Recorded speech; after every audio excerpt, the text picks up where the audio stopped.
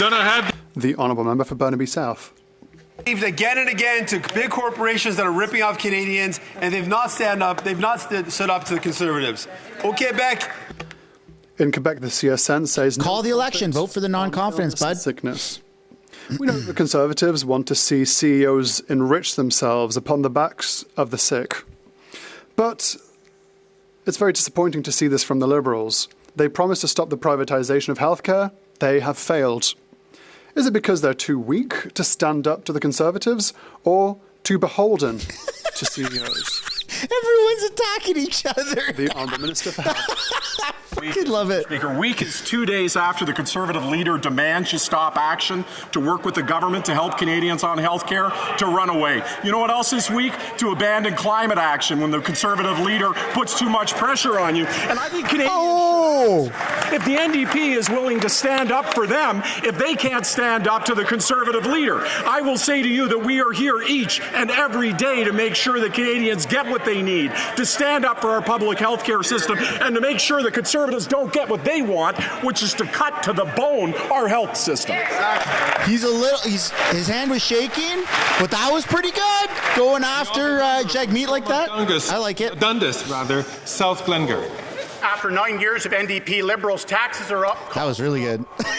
And time is up. Here's how bad the carbon tax has driven up inflation in food costs in Toronto. The Daily Bread Food Bank says their monthly usage has gone from 60,000 to 350,000 people per month. That's a 480% increase. Pre-COVID, they spent $1.5 million per year on food.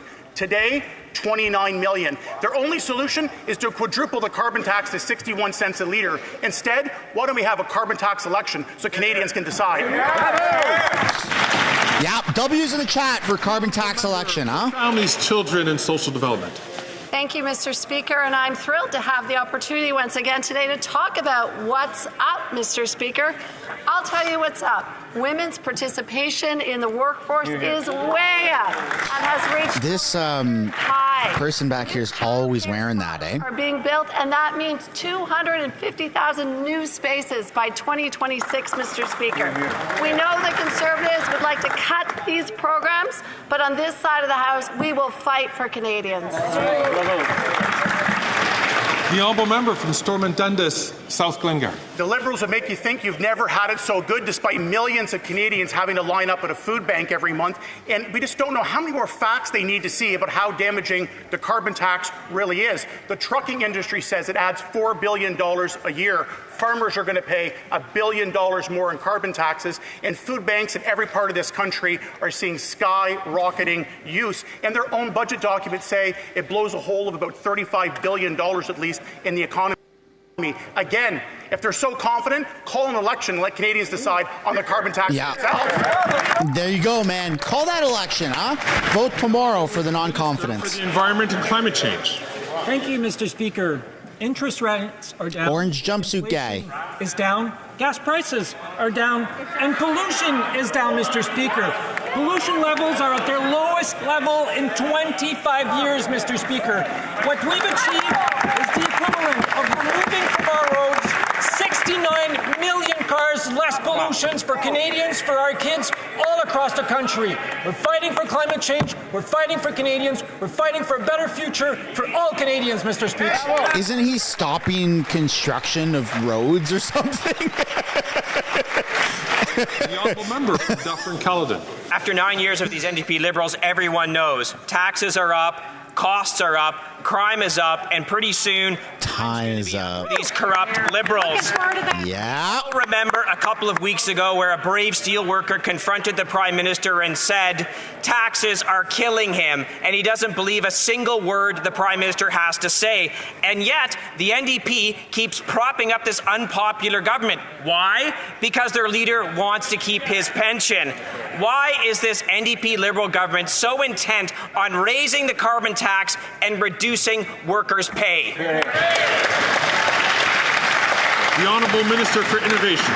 Mr. Speaker, for all the Canadians, the Chihuahua. They will know what's up, Mr. Speaker.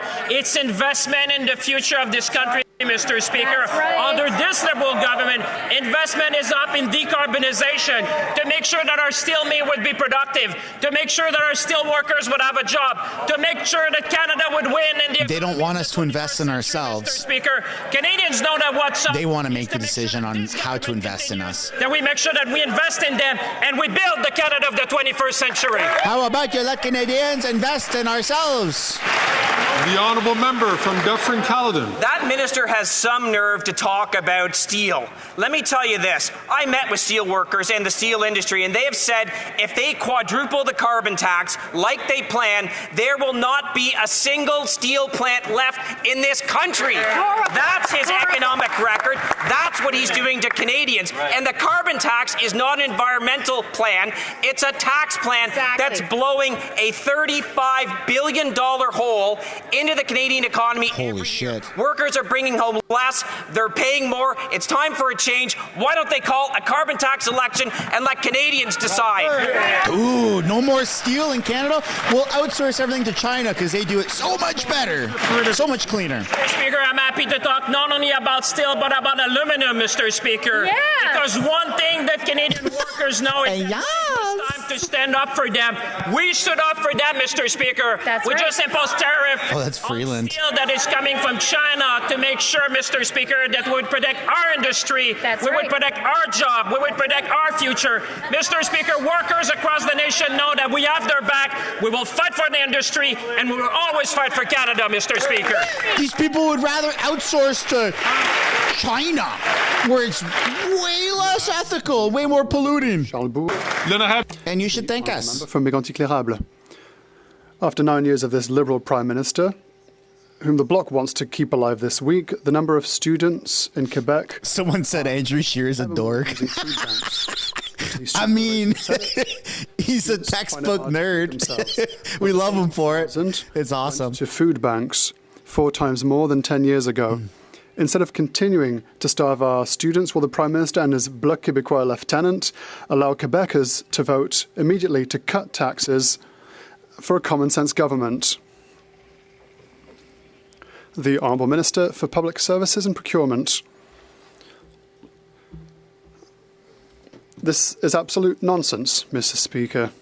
The member says how difficult people are finding it to feed their children, how there's too many children who go to school on an empty stomach. Last week, his Conservative leader... Yeah, because you've made... ...said that such... life so expensive. ...bureaucratic, including in his own riding.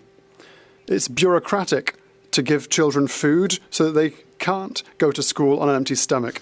So we're not going to make it so that parents can feed their kids? They're going to have to rely on the government.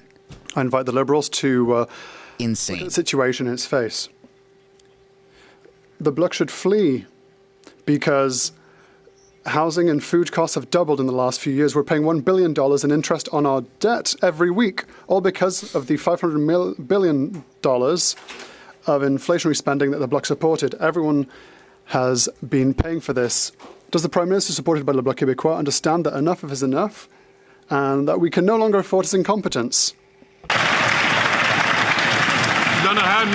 The Honourable Minister for Public Services and Procurement. Let us talk about incompetence. Incompetence is stopping children from being able to eat in the morning and stopping MPs from supporting kids who have to go to school with an empty stomach. There are food banks in his riding. Will he go there to explain to them why it's bureaucratic to stop children from eating their fill in the morning? Why are you making it so difficult for parents to feed their own kids? That is the pressing issue. The Liberals have a choice. They can correct an injustice to seniors by improving old age security for 65 to 74-year-olds. If they don't, well, they'll be solely responsible for causing an election. It's as simple as that. All retirees deserve support in the face of the rising cost of living. And this government is in no position to tell them they can't afford it. It has offered $83 billion in tax credits to oil companies, in addition to a lovely $34 billion pipeline. Now the Liberals have a choice. Seniors or elections? The Honourable Minister for Labour and Seniors. Mr. Speaker, this government has always chosen seniors. Unfortunately for our friends across the way, it's not always the case. Why have they voted against reducing the retirement age from 67 to 60, from 67 rather to 65? Why did they choose not to support the most needy Quebec seniors? At every turn, the voted against. What about he put his glasses on for half a second? Voted against dental care, Mr. Speaker. The honourable member. That was weird. Just a reminder, oil companies received $83 billion in tax credits, and there was a bonus $34 billion pipeline. Meanwhile, pensioners aged 65 to 74 are being deprived of 10% of their pensions. That's a lot of generosity towards multi-billion-dollar oil companies out west, only to then tell Quebec seniors, well, I'm sorry, you're too expensive. Clearly, the oil companies are a Liberal priority. Our priority is seniors. It is high time the Liberals put their priorities in the right place. Are they going to improve pensions for all seniors or trigger an election? The Honourable Minister for Labour and Seniors. I would like to invite my colleague, and I know that he wants to be specific in his words. We have never cut aid to seniors. Everything we've done, despite their opposition, all we have done is increase support for Quebec seniors and Canadian seniors. The Bloc has systematically voted against. I'd like to ask my colleague to correct himself in his statements. We've never cut in senior budgets. The honourable member from Burnaby South. $100. Is he drunk again? Doctor's appointment. For-profit corporations like Loblaws are forced. Colleagues, it's important for the person who has the floor to take the floor so that the Speaker can hear the question and making sure that they get a clear answer. The honourable member from Burnaby South. $100 for a doctor's appointment. For-profit corporations like Loblaws are forcing patients to pay to see a doctor. Now, the Conservatives love this because their chief strategist, Jenny Byrne, also doubles as a chief lobbyist for Loblaws. The Liberals promised a crackdown. That turned out to be a letdown. Why does the Liberal government continue to let big corporations rip off Canadians and stop defending and not defend our healthcare system? What are you going to do, Jag? You're going to go and threaten to beat people up? Minister of Health. Well, Mr. Speaker, the NDP had a choice. Continue working on pharmacare, continue working on dental, continue working to improve our health system, or to cave to a bully. And here's the facts, Mr. Speaker. If the NDP can't stand up to the Conservative leader, then how are they going to stand up for Canadians? The reality is we're going to keep fighting to improve our healthcare system and work on the basis of collaboration. We're not going to cave to the bullying of the Conservatives across the way, and we're going to make sure that every Canadian gets dental care, pharmacare, and yes, to make sure that we revolutionize primary care. Oh my goodness. Tomorrow, the Bloc will have to vote on a motion to decide, yes or no, if they're going to keep the most centralizing and costly government in power in the history of Canada. What's bad is for Quebec are costs that have doubled in terms of housing and the doubling of the national debt. The Quebec Premier says that the Quebec nation doesn't want to show its confidence in this government. And even after the Minister of Immigration, the Liberal minister, said that he broke the immigration system, and even if the minister doesn't have trust in his track record, why should the Bloc have trust in him or them? It's they, them? Once again. Likely. You have raised this issue yesterday and last week. You need to address questions to the government. I see that the Honourable Minister is standing to answer, but I'd just like to remind members that it's important for questions to be relevant to the government administration so that members can provide clear answers. The Honourable Minister of Public Services and Procurement. Thank you, Mr. Speaker.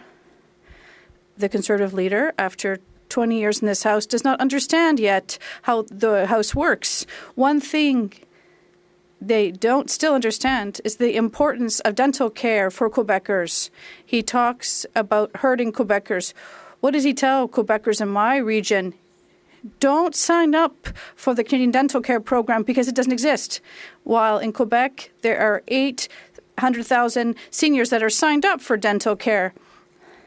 He's telling them, don't sign up. It doesn't exist. The Honourable Leader of the Opposition. This government has doubled housing costs for people in the Quebec region and tripled the cost of housing in Montreal, and made the cost of food skyrocket so that too many Canadians have had to go to food banks every month. It's also pushed Quebec to the breaking point with an immigration system that the Liberal minister himself has said is broken. So the Quebec nation does not want a centralizing and costly government. Will the members vote for an election to elect a common-sense government? The Honourable Minister of Tourism. Mr. Speaker, there's a great deal of hypocrisy in this question. They're worried about people's lives, they say, but the Conservative leader isn't able to say clearly what his hidden agenda is. When the member for Grasslands has a trip paid to go to Florida, where he can sell a vision that is anti-abortion and anti-women's rights. And the first thing they need to do is control their caucus and reassure women here in Canada that their rights will not be affected.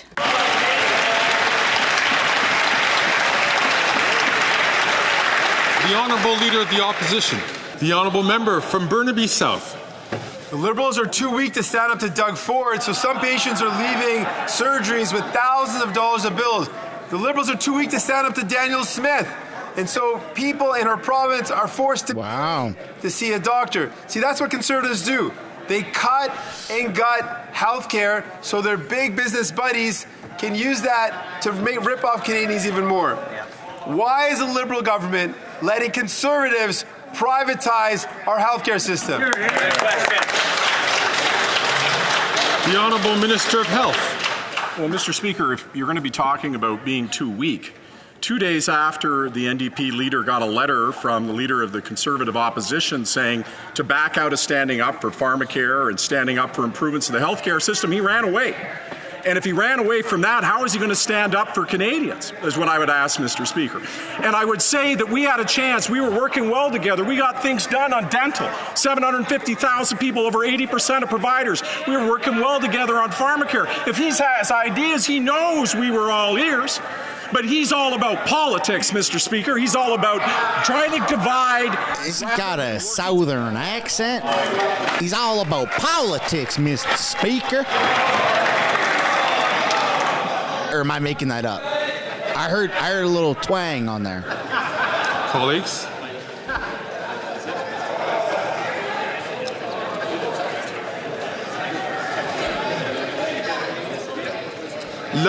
The Honourable Member for Burnaby South.